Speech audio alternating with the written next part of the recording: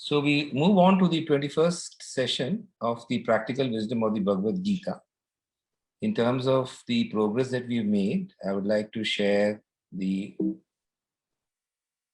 table.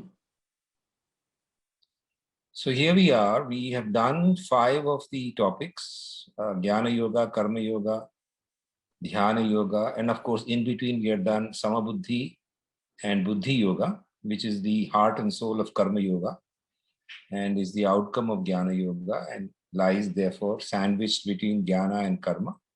Then Dhyana Yoga we did, Bhakti Yoga. Last we did Sannyasa Yoga 2 weeks ago. And we kind of figured out that sannyasa is not so much of external renunciation, but that of internal renunciation and the qualities that you bear. So with that, we come to an interesting phase, which is in fact the second last topic that we have. So let me proceed with trying to understand and explain what the topic is. So we have, let us say, we have about 17 shlokas, but of them, 3 of them have got bucketed as one category, which we'll be doing today. So right from the 4th chapter, 10th shloka. But you can see that as we are looking at the synthesis, we seem to be veering more towards the last chapter of the Gita. And you find a number of sequential shlokas, in fact, talking about not only the synthesis, but also the surrender, the Sharanagati, which would be spoken about in 18.65 and 66. And of course, in between, we do have this. I, of course, will be looking at these shlokas, but would have a proposal to discuss with you after we complete our discussion on the shlokas for the day today.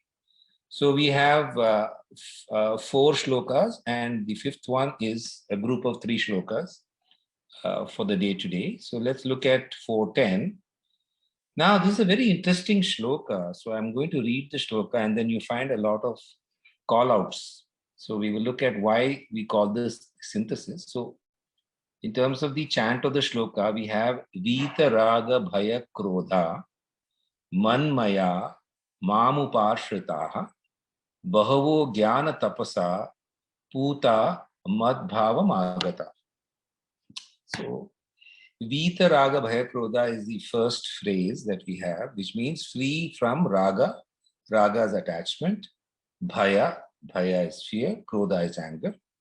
Now, the reason why I have tagged it with Karma Yoga is that for us to have the proper attitude in executing work with the attitude of Karma Yoga, that very attitude is to be beyond Raga and Dvesha, of course. Raga and Dvesha is always taken as a Dvandva.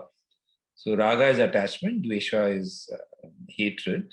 So we have to be beyond Raga and Dvesha, we have to be beyond fear, we have to be beyond Krodha. So that phrase represents Karma Yoga. Now the next phrase that we have, or next word that we have, or next pada that we have is Manmaya. Manmaya is, of course, when you split it, it will become Matmaya. Matmaya means completely absorbed in me. So complete absorption in the Lord, complete absorption in the Supreme is what we call as Dhyana Yoga. So within these 2 phrases, we have Karma Yoga being mentioned, though not directly, Dhyana Yoga being mentioned in terms of the attribute. So the attribute of the yogas are what are being put together here. Then Mam Upashrita. Mam Upashrita is on me have Ashraya. Upashrita is totally being dependent on me or totally relying on me or totally surrendering to me. So that we know from our study of the Bhakti Yoga set of shlokas that it is indeed Bhakti Yoga.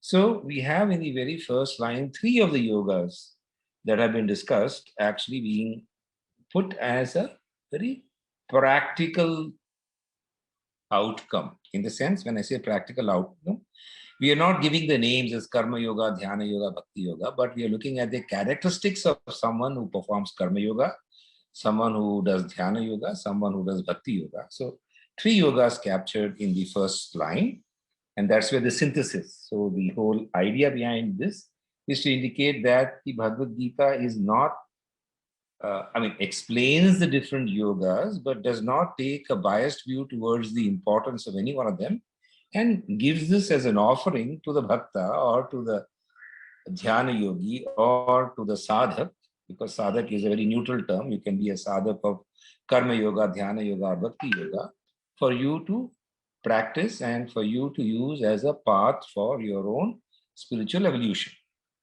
Now we come to the second line, which is Bahavo Jnana Tapasa Puta Madbhava Magata. So Bahavo means many people. So apart from the ones who do the Karma Yoga, Dhyana Yoga, and Bhakti Yoga, other people or many people, Jnana Tapasa. So by the fire of knowledge, Tapasa we understand, Tapasya we understand. Puta is to get purified. Madbhava Magata. They attain to me. So Madbhava Magata can be a common locus of Karma Yoga, Dhyana Yoga, Bhakti Yoga, and Jnana Yoga. So when you perform Karma Yoga, you are Vitaraga Bhayakrodha. When you perform Dhyana Yoga, you are Manmaya. When you perform Bhakti Yoga, you are Mamupashita. Then when you perform Jnana Yoga, you are Bahavo Jnana Tapasa Puta. You got purified by the Tapasya of Jnana. Then what happens to all these four yogas? Mat Bhava Magata. Bhavam is existence or divine love. I mean, one way to look at it is divine love. Other ways to look at it, Bhava. Kisi ka bhav hota hai, the existence is there. So Agata. Agata is to reach or to attain. So four paths are given to attain the supreme, and therefore this one shloka represents the synthesis. When I say synthesis, it's not that the typical meaning of the word synthesis is to blend together. By synthesis, I mean that in one shloka we have the four yogas being spoken about. Of course, they are complementary paths because you cannot do one without the other, which is why it is a part of one shloka itself. So that's the beauty of this shloka, and this is how we begin our understanding of the synthesis. Now, is this synthesis spoken about elsewhere, or is it only in the fourth chapter? So we have for our understanding a very interesting next sloka, which is 13.24. Now, the 13th chapter is a very interesting chapter because a highly metaphysical chapter, in the sense that it talks more or less in terms of physics, of kshetra and kshetragya, which is field and the knower of the field.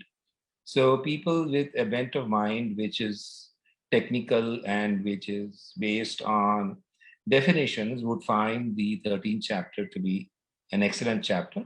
The 13th chapter is also the chapter from where the final one-third of the Bhagavad Gita begins, the last of the triads, and 13 to 18 is deemed to be the triad of Jnana Yoga. So we have therefore an expectation that you might have the 13th shloka to be introducing Jnana Yoga completely. But surprise, we have a very interesting shloka which says, Dhyanena Atmani Pashyanti Kechidat Manamatmana Anye Sankhyena Yogena Karma Yogena Chapare. So even without knowing the meaning, you can figure out that there are three words here which are indicative of the yoga: Dhyana Yoga, then Sankhya Yoga. Sankhya Yoga is yoga of knowledge, because the name of the second chapter is Sankhya, and Karma Yoga is mentioned here. But let's look at the meaning that we derive from the shloka. So, Kechit Dhyanena Atmani Atmanam Atmana Pashyanti. Yeah, so that's the deconstruction of the first shloka, or rather the first line of the shloka. And then we have the second line to be made into anvayas of two sentences, Anye Sankhyena Yogena and Aparecha Karma Yogena. So what does this mean? Again, it's a kind of synthesis that we have. Of course, we have a description of what happens in the Dhyana Yoga. So we are saying here, Dhyanena Atmani Pashyanti. So if you want to really get in touch with your Atma, you have to do Dhyana. You have to have some meditative practice. That's what the shloka very clearly indicates. And then Kechid Atmana Atmana. So when you do this Dhyanena Atmani Pashyanti, then you're able to see yourself. It becomes apparent to you. Kechid is the others. Kechit is some. So this refers to the some who do Dhyanena Atmani Pashyanti. So Kechit Dhyanena Atmanam, Atmana, Atmani Pashyanti. Of course, there's a little play around with three Atma, Atmana, and Atmani.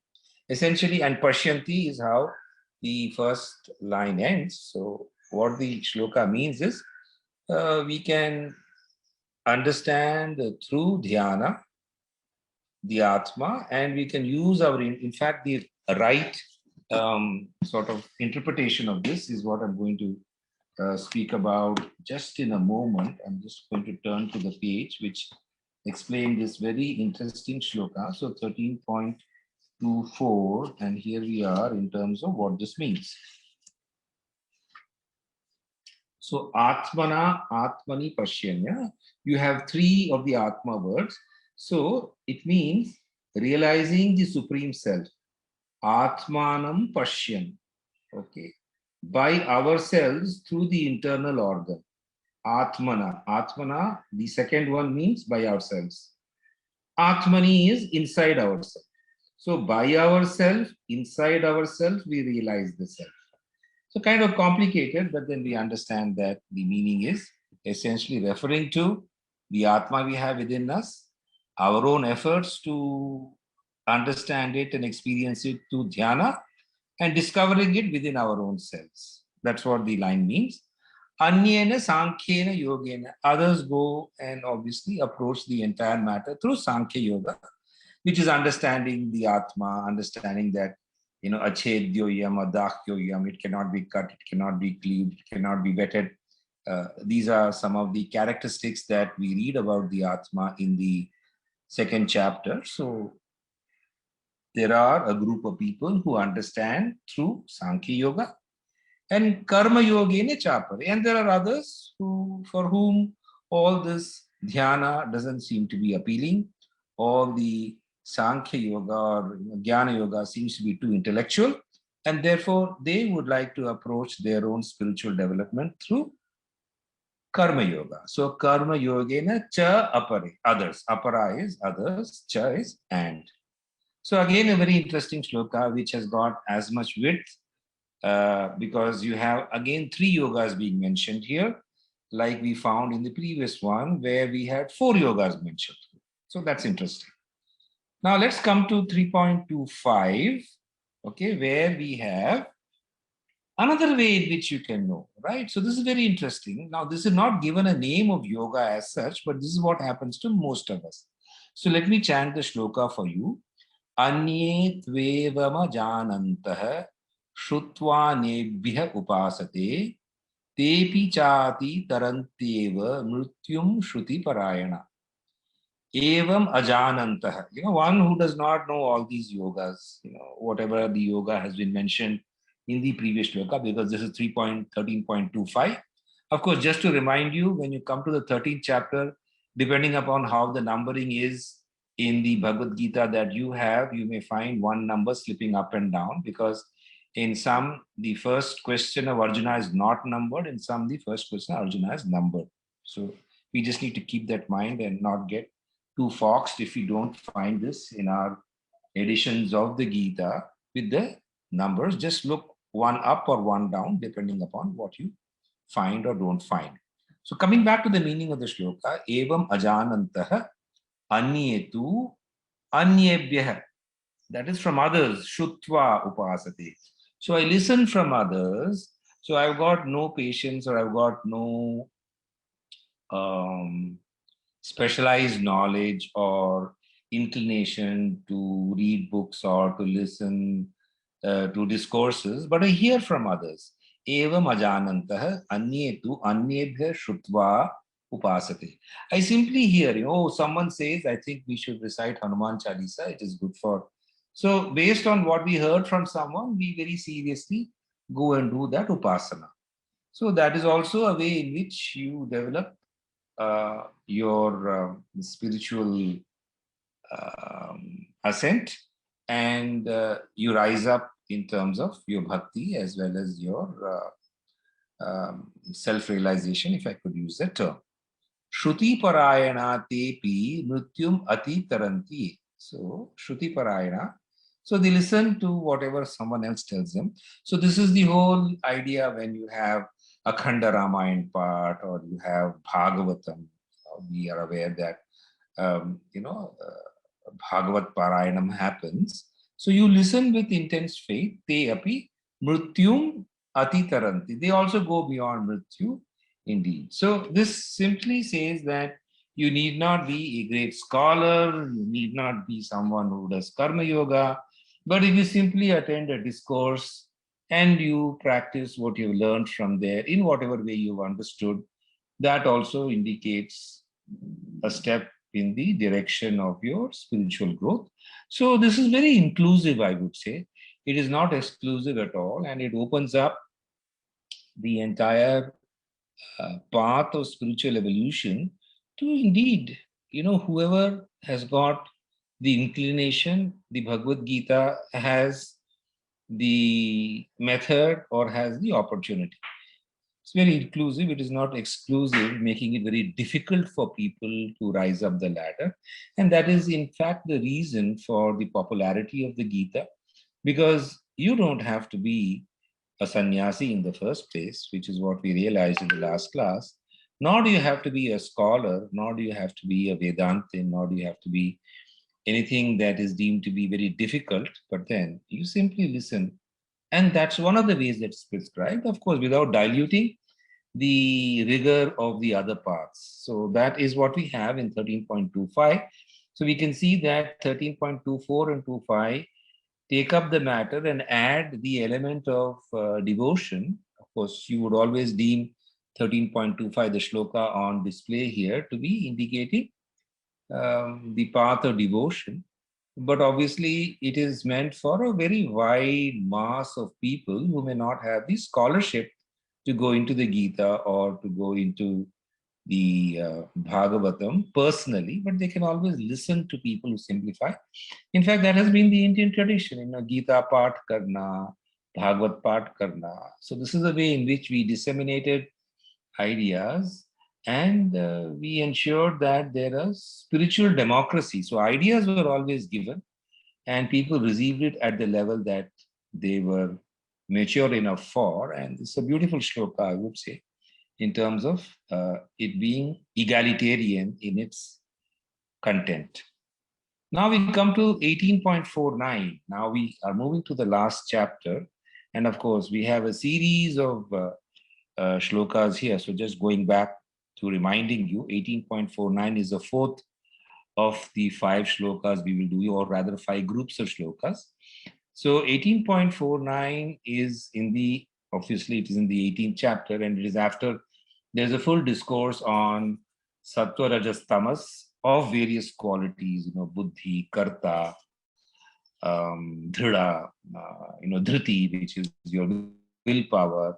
These are all of 3 categories. So after that entire exercise of helping Arjuna to understand, we come to this very interesting definition of sannyasa yoga. So asakta buddhi. So let me chant this. Asakta buddhi sarvatraha chitatma vigata spruha naishkarmya siddhim paramam sannyas senadi gacchati.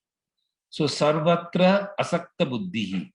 Right? So sarvatra means everywhere. Asakta is being without attachment. So sakta is attachment, asakta is non-attachment. So being dispassionate, being unattached, buddhi. So your buddhi is your ability to understand. So understanding is not attached to this or that. Vigata spruha. Vigata spruha is empty of desire. Spruha is the drive towards acquiring or being driven by your desire. Vigata is beyond that. So you're not driven by your compulsions or your you've been able to master the disturbance that you have in your mind. Jitatma is obviously you have conquered yourself. Sannyasena, by sannyasa yoga. Paramam naishkaryam siddhim. So naishkaryam is perfection of naishkarmya. So there is a degree, in fact, if you can use that phrase, you can also say that here. So naish gacchati. So essentially, this is where you could degree of synthesis. You have an attitude which and you are a Jitatma, and you are a Vigata Spruha, which means that you're not driven by immediate personal outcomes, then you are both a sannyasi and you're also someone who is a Naishkarmya. Naishkarmya means perfection of, means to be performing your action, the outcome itself. Perfection of Naishkarmya. So does that make sense to you? Clear. Synthesizing. Is it? Actually, what is the Naishkarmya? Naishkarmya word itself is not clear. Naishkarmya is sannyasa, karma yoga. We can that. That is a Nishkam without any expectation, Nishkam. Correct. Expectation,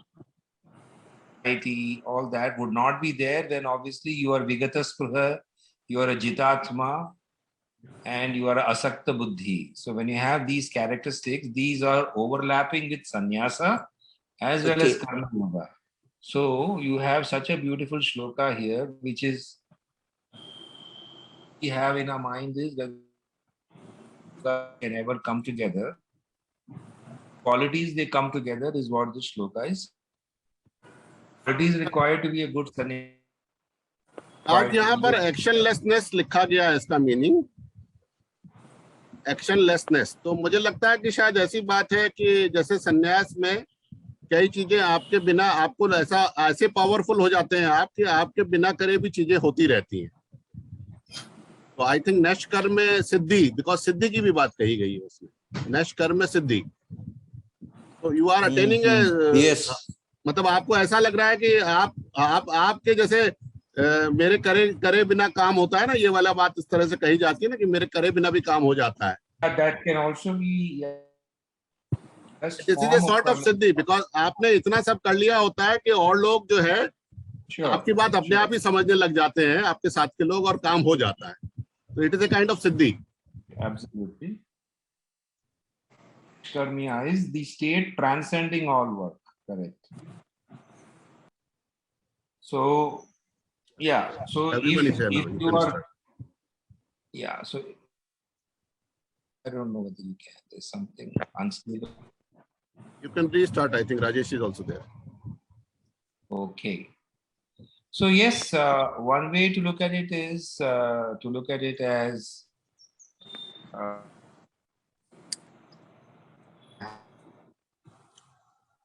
karma. Yeah, but his objectives get achieved, as Sunil said. Is, you see, karma yoga state, whenever you do any work, and that's why it is called karma yoga. So Naishkarmya is another term to be used for karma yoga, indicating that whatever work you undertake does not leave any karma bandhan. Because it does not leave any karma bandhan, it becomes Naishkarmya. So that is another interpretation. And therefore we find the characteristics that yoga success in have the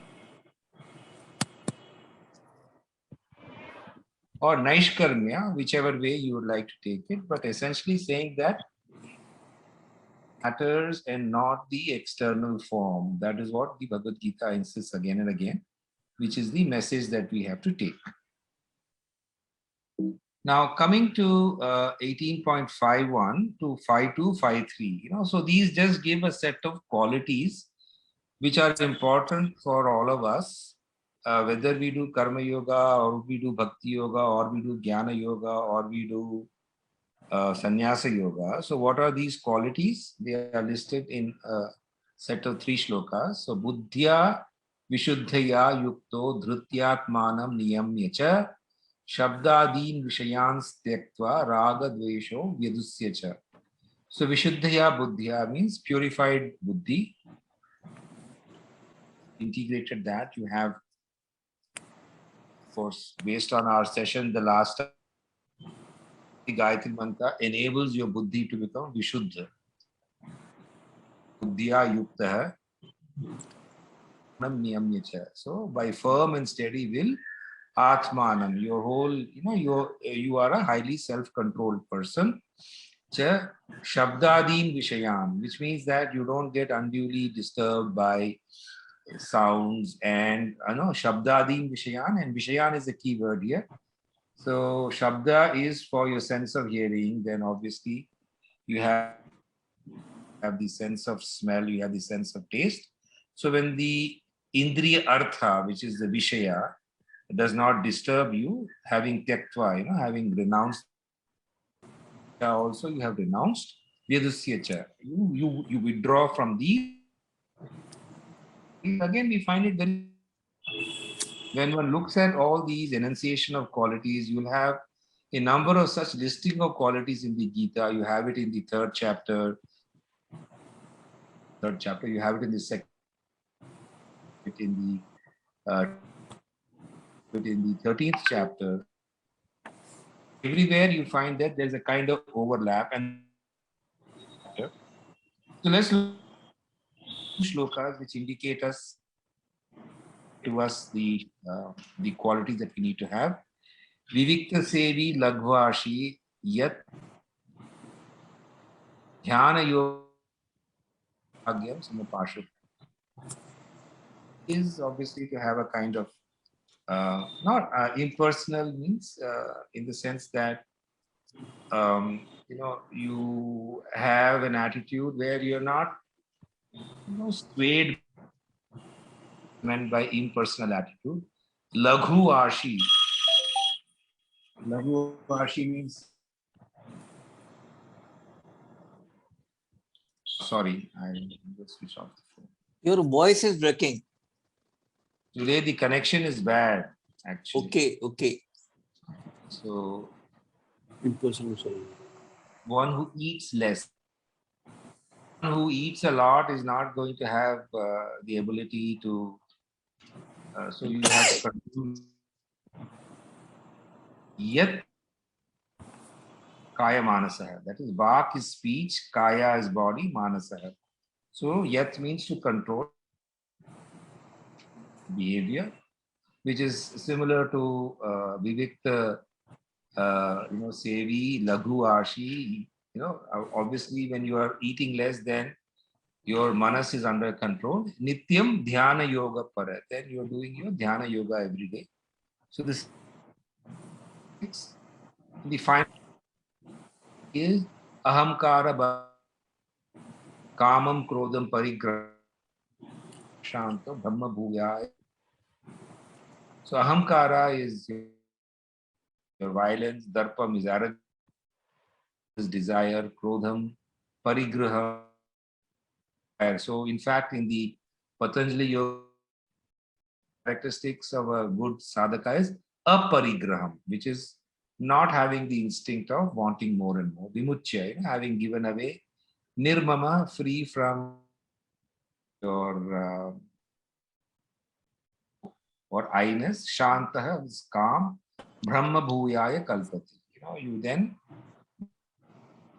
actually become a part of the image of Krishna or the symbolism of Krishna. Last three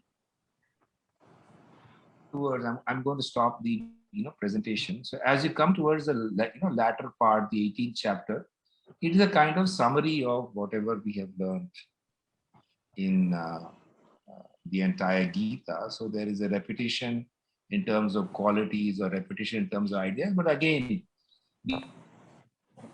emphasizing is idea is spoken about for one perspective may really make a difference and may impact you, while some other shloka with counter may not have created.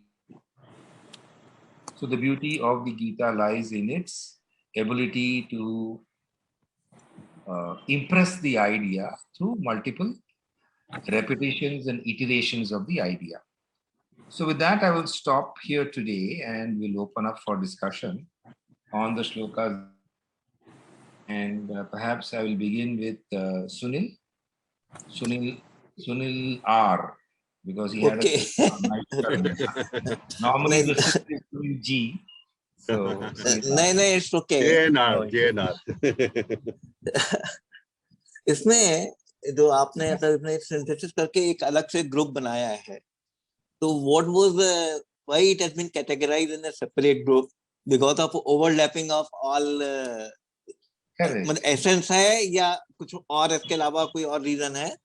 और दूसरा, in what context Krishna has said to Arjuna, or it is कोई मतलब without context, it is just a summarization ही है? No, so the shlokas in is, of course, the context in each of the is vis-a-vis the. But the beauty of the Gita is you can both read the shloka in context and you can pull out the shloka and read it as a standalone message. Standalone. Yeah. So the standalone message that I wanted to extract from these, at least the first three shlokas that we had, where we were looking at different yogas, is stemming from the fact that, look, if you read Shankaracharya, he will say only Jnana Yoga. If you read ISKCON's Prabhupada, he will say only Bhakti Yoga. If you read Bal Gangadhar Tilak, he will say only Karma Yoga.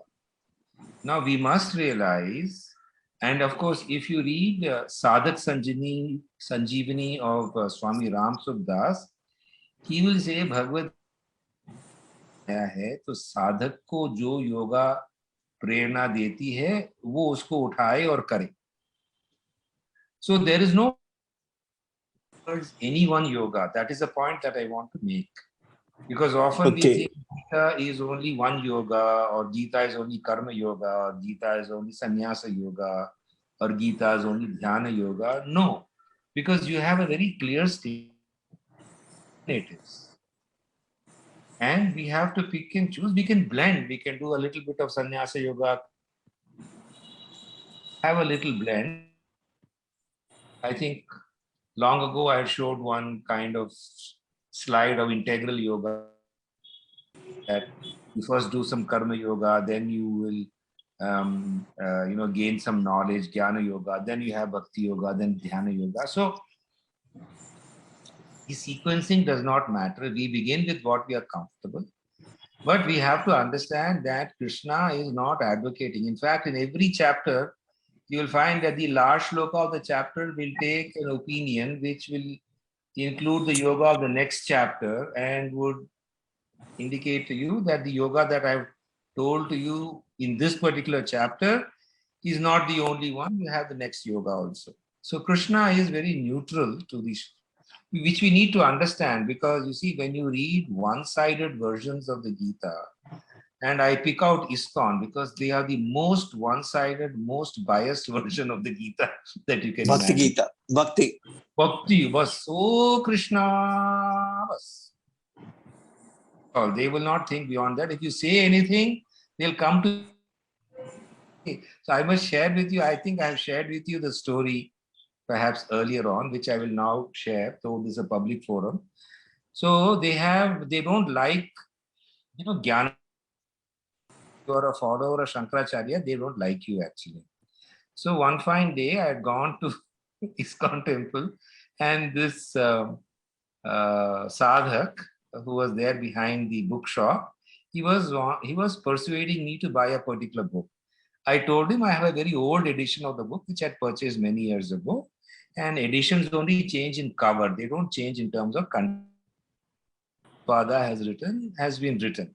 So I said, "Merko nahi chahiye." He thought I was bluffing him, saying that I have the book and that I was really not keen to buy the book. So he kept persuading me. So then I told him, "Look, I am Mayavadi Shankaracharya's Shishya." And I tell you, he simply shooed me away from the bookstore as though I was some kind of horrible demon who was standing there. So you see, you must not have these excesses. Bhakti is important, jnana is important, everything is important. So the reason why ISKCON is so very biased is because if you speak to them, they will simply cut you off when it comes to jnana, dhyana, everything is, colored. But we have to be very clear in our minds that Krishna is not advocating any one path. Krishna is saying, otherwise, why would he have these shlokas, which have 3 yogas very clearly mentioned in one shloka itself? So the point, to answer your question, the point I wanted to explain or to put front of that, you have in the same breath 3 yogas or 4 yogas being spoken about, and that cannot happen if the bias of the Gita is towards only one yoga. For example, if you take Paramahamsa Yogananda, everywhere it is only Dhyana Yoga, everywhere Raja Yoga. Kuch bhi, you will say hardcore shloka of Jnana Yoga, he will interpret as Raja Yoga. If you take Bal Gangadhar Tilak and read him, even the patent shloka which is on Dhyana Yoga would be interpreted as Karma Yoga. So we should be aware of these biases that some of the commentators have and understand the Bhagavad Gita accordingly. So it was to bring that synthesis. Path is different. You may be attracted toward Dhyana Yoga. But we are all. He has advocated both the yogas. Or Buddhi Yoga. I think Buddhi Yoga is very important. So as good as yours, because I can also say, you can quote saying Krishna said Karma Yoga. That is the reason why the Bhagavad Gita nominations in it. Otherwise, it won't be a Shastra, a particular group.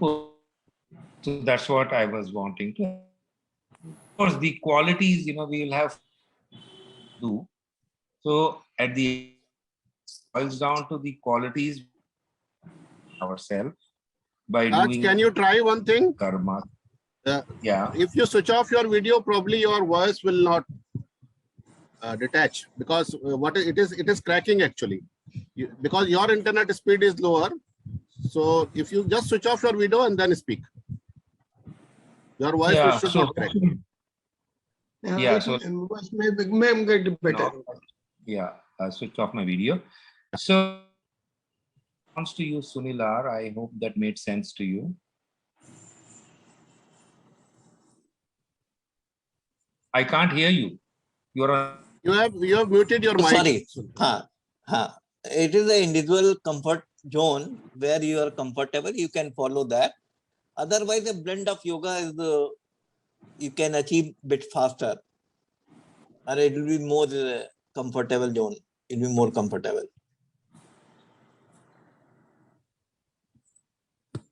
Hello. Hear you at all? It is becoming one-sided. Look like. No, he is hearing, I think. We are able to hear you. Raj, speak. Hello. बात करो, बात सुनाई आ रहा है. राज, आप कुछ बोलो. वो भी चला गया है, ऑडियो भी चला गया है. अभी ऑडियो आ जाएगा, देखिए. Light again tripped. No, might have come. Oh. Yeah. So are you able to hear me clearly now? I think you should. Yeah. It's joined. Stable now, so that's fine. So yes, so now good. Are whatever I told you. Nothing.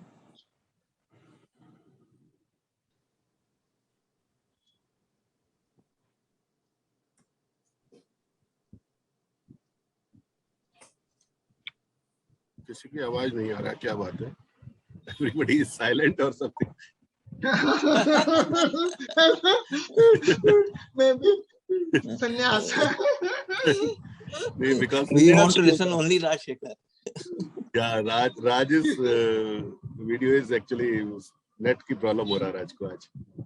We may call it a day or whatever. Yeah, yes, come. Yeah.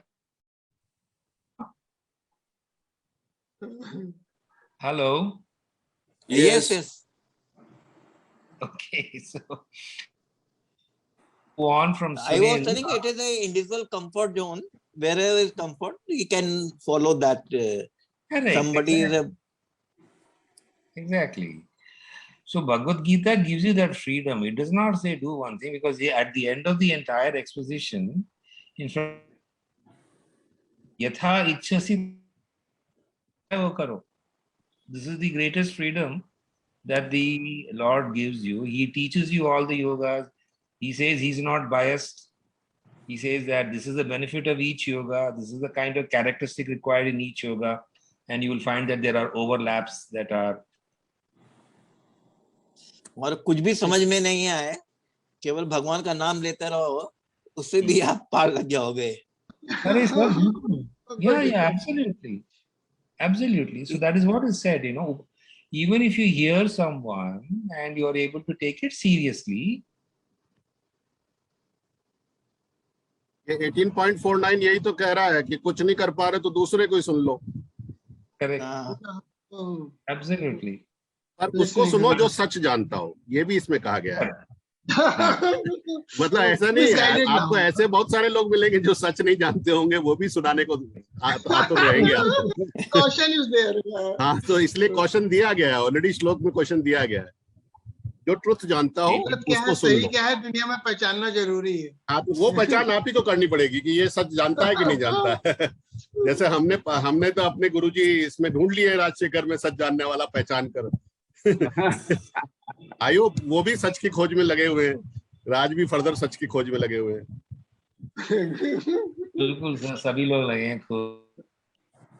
So let me now refer to Vishwarup. Vishwarup, are you able to hear me? Yeah. Actually, just I was not able to interact because I was a little busy because the house is totally empty and I was doing puja and other things, so I got delayed. So sorry for that. But I missed your last class. Last class I was in ashram actually. There was a problem. There was a morning session in our ashram, so I had to go there. Anyway, about the sannyas yoga, I was just you were just talking about two things: Buddhi yoga and Raj yoga. Yeah. Can you just explain these two things? Actually, this is not very clear to me. So Raja Yoga are similar as described. And Buddhi Yoga is the use of your Buddhi and the balancing of your Buddhi so that it is able to receive the impressions from the senses and decide properly. It discriminate. Okay. And Raj Yoga is not clear. Raj Yoga is not clear actually. Okay. Raj? I think that back to having a bad video. So now. क्या बोलिए राज, अब आएगी आवाज, ठीक से आएगी. Yeah, hopefully yes. So I was saying that Buddhi Yoga, as we had done a fairly indicated that balance uchyate. Balancing Mind is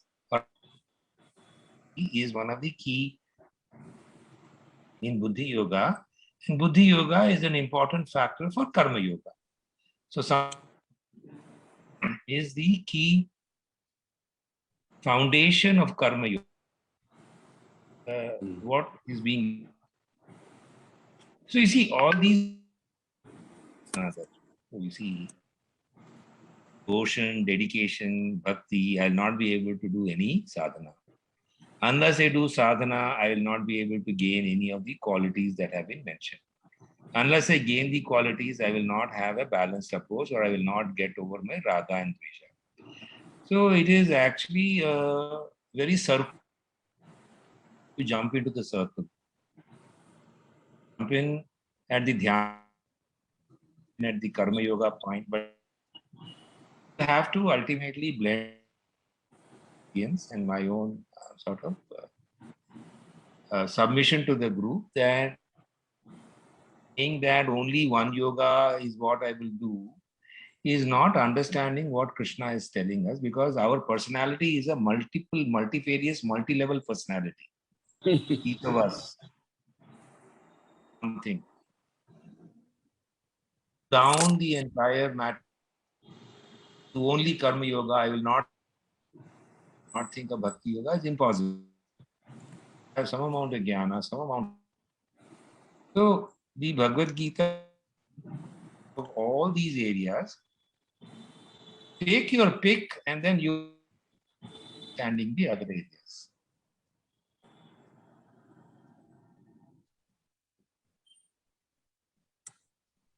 So Are Raj, you able to hear are me? you, because your voice is still cracking, Raj. Help it because it's Okay. very bad. And Shall I I put my think we can summary? close it Shall I- here today. Shall I put my summary quickly? 2 minutes. so we can end it here today. Are you able to hear my voice at least? Yes, yes. Yeah, it actually, yeah. So shall I put my summary in 2 minutes? Yes, please do so. या 4.10 that means आपने वो योगा के blending की बात किया था, कर्म, ध्यान, भक्ति और ज्ञान, जिसमें मतलब हमने फियर और एंगर से अलग होकर हम लोग कर्म करते हैं, और एब्जॉर्प्शन जिसमें ध्यान योग की बात की गई है, रिफ्यूज पाने के लिए हम काम करते हैं, तो भक्ति की बात की गई है। तो इसी से हम सुप्रीम को मिलते हैं और सुप्रीम का प्यार पाते हैं, लव पाते हैं, ये बात की गई है। फिर जब हमने मेथड्स की बात की है तो मेडिटेशन वाला एक मेथड है जो कि पावर ऑफ सेल्फ, अपनी पावर को बताता है, और फिर एक दूसरा ऑप्शन दिया गया है सांख्य योगा का, जिसमें नेचर ऑफ ड्युअलिटी है, ड्युअलिटी की बात की गई है, जिसमें नेचर और गॉड अलग अलग माने भी, अब जिसको हम पुरुष भी कह रहे हैं, जिसको आत्मन भी कह रहे हैं, वो ड्युअलिटी की वो भी है, वो सांख्य योगा है। और फिर तीसरा कर्म योगा है। तो हम इससे भी किसी भी रास्ते से हम सुप्रीम पावर को टच कर सकते हैं। और फिर हमने बात किया है कि अगर वो नहीं तो हम जो लोग सच जानते हैं उससे सुन सकते हैं, जो हमने डिस्कस किया।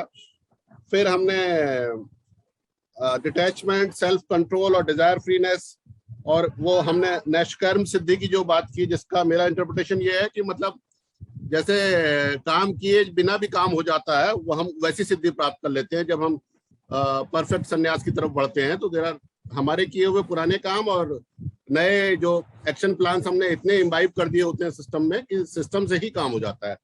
दैट इज व्हाट नैष्कर्म सिद्धि की बात मुझे लगता है ऐसा होगा। और फिर हमने उनकी प्रॉपर्टीज की बात किया है, जिसमें pure mind, will power, self control, withdrawal from physical world, इसलिए कि मतलब जो भौतिक चीजें उन पर बहुत ज्यादा ध्यान ना देना, और वो ऐसा व्यक्ति ब्राह्मण से ऐसी फिट हो जाता है, मतलब he is fit to become Yogi.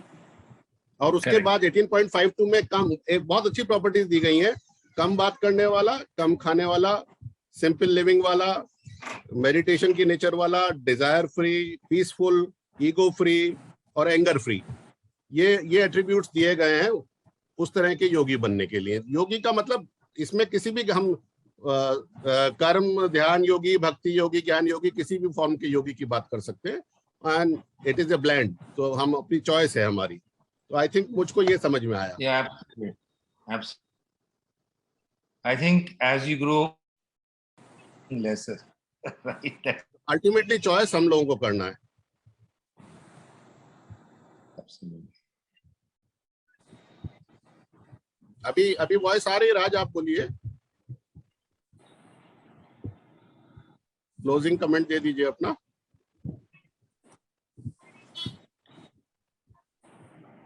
Raj mic mute है आपका। Are you able to hear me clearly? Yeah, now give your closing comment. Towards the end of the session, But- that becomes stronger. So, because you see, next puja that's happening, 22nd is going to be Raksha. Have another thing. kind of occupied as for sure.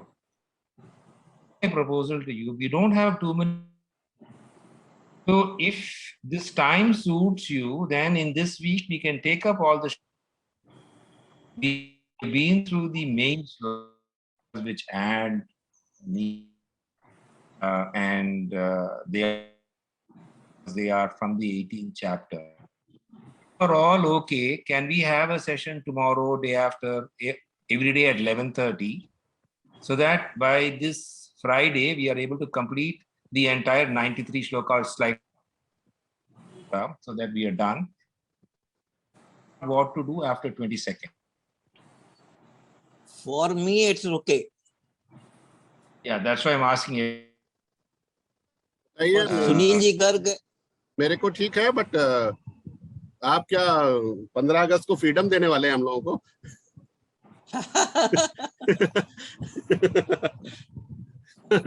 Are you planning to complete everything before 15th?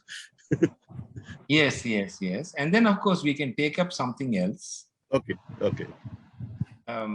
Since मतलब actually हम लोगों का इस meeting से भी attachment हो गया.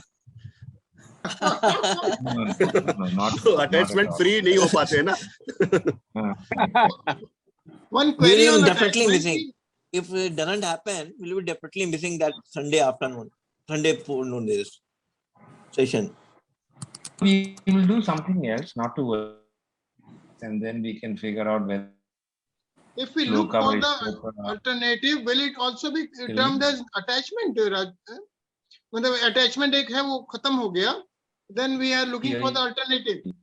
So will it be termed? Saying that, no, and if we have to wait, take up the class next only on the 29th.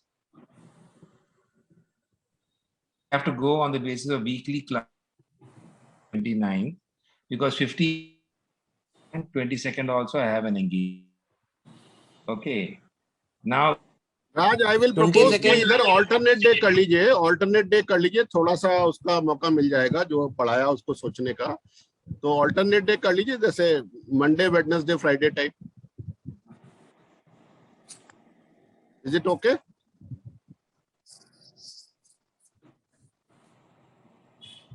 Sunday, of course, we'll not have, and then again Sunday is next week, 15th Monday. August. Correct, correct. So Monday, Wednesday, Friday, of course, I will put up the exact idea Sure. in the WhatsApp group, but we will do that Yes, so yes, that okay. we can complete this, and then we will decide on what to do further. Okay. So Sure, I'm not. I have a suggestion. We should do Patanjali Yoga Sutra. But we need to do based on discussion. So on that count, thank you very much. I'm so sorry. No, No, no, thank you. No, sorry. Sorry. Sorry. No, thank you. No, sorry. Thanks a Namaskar, ton, guys. Namaskar. We will catch up then. Jai Shri Krishna. Jai Shri Krishna. We'll catch up on Wednesday, right? Today is Monday. Okay. We'll catch up on Okay. Wednesday. Okay, that is So Wednesday means 11th. आज 9 तारीख है ना, 11th. ठीक है. Bye. 11th at 10, 11:30, same time. 11 and 13th. 11:30. Okay, Okay. that's fine. Okay. Okay. Bye. Bye.